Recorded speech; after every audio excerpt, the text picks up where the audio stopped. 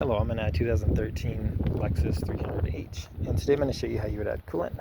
So first, open the hood and make sure the vehicle's turned off and it's cooled down, just because this coolant can get to a boil and a lot of the system works under pressure, so you don't want any scalding hot poisonous liquid to shoot out on you. But these are your two coolant reservoirs. This would be for your hybrid battery. This would be for your radiator and your motor.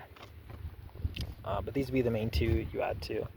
If the system's really low for some reason, you could also add it straight to your radiator through this cap.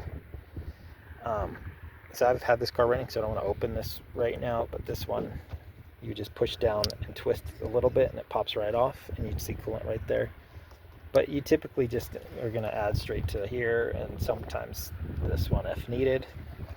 But to add to here, first double check your full line and your minimum. There is supposed to be some air gap, so don't fill it all the way to the top. Same with this side, there's going to be a minimum and a maximum.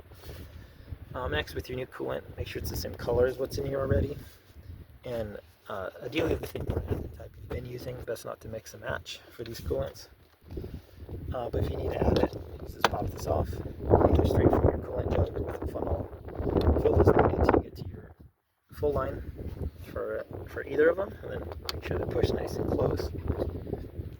And double check around all through your radiator, your engine bay, through your lines. Make sure there's no cracks or leaks or anything like that.